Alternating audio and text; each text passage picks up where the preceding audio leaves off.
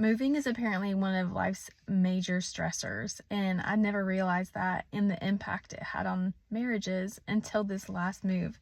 You guys, we just moved and I had a miscarriage during our move. It was a very stressful move, and apparently it was not related to the stress. It was something else that was causing the miscarriage, but I learned a lot about my relationship with my husband through it. And one of the things, apparently this happens a lot in marriages, because my life coach was telling me that I am not alone in what happened to us. So here's what happened.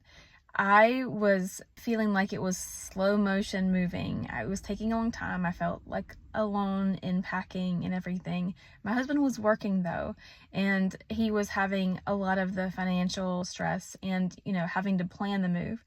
And every plan he had, I was like, no, we don't need that. No, we don't need a pod. No, we don't have enough stuff to have a U-Haul because I already moved some stuff. We don't need to buy boxes. We have enough boxes. Y'all, all of that was wrong. I was wrong about all of that. And I kind of just cut his legs out from under him. But then I was like, let's hurry up and move. And meanwhile, he was working. I thought we were moving by this certain day. I was pushing hard the beginning of that day to make it happen. He said that he didn't think he could do it. He was having to move the appliances by himself, and just, it was not happening. He was very stressed out. And I kind of threw like a tantrum in my head and in my emotions. Not out loud, but I pushed him beyond his boundaries and beyond what his stress level could handle. And I was not considerate of what he needed. And I've been learning about the hierarchy of marriage and family. And it's funny because I had just read that morning about the importance of honoring my husband, with him being the leader and me taking care of my family, taking care of my kids, and respecting my husband as the leader. And I just disregarded what he wanted to do that day. In my mind, I was like, we are moving, come hell or high water. We're going to do what it takes. It's going to happen. And I was not considerate of what he needed and what he could do. He had to work the next day. It was very stressful. And I realized that a lot of our big fights have been because I have disregarded his boundaries and his wishes and not considered what he wanted, and just been like, no, this is how it's going to be. I want what I want. And it's like a 2-year-old, Ugh, it's hard to admit, but I just want to encourage you, do not push your husband's boundaries. Do not push your wife's boundaries.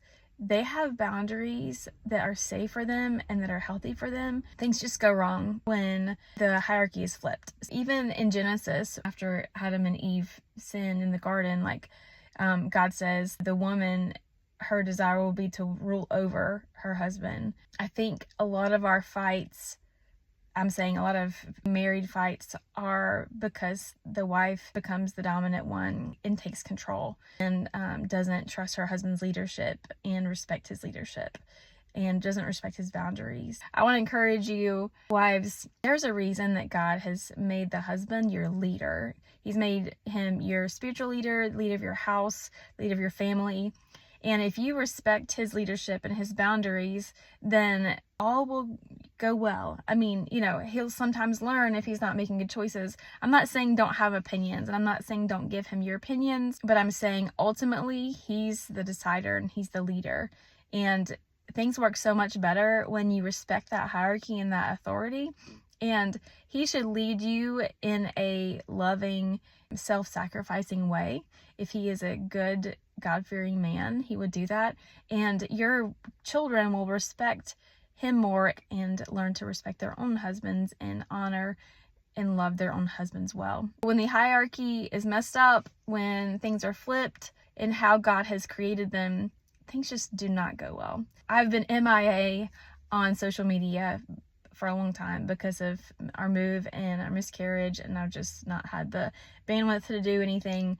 But I'm back now, and I'm here to encourage you to do things God's way and learn from my mistakes, learn from your own mistakes, move forward. There's hope for your marriage. There's hope for every marriage. If you're struggling with a marriage issue, I would love for you to message me, and I would love to walk through that with you.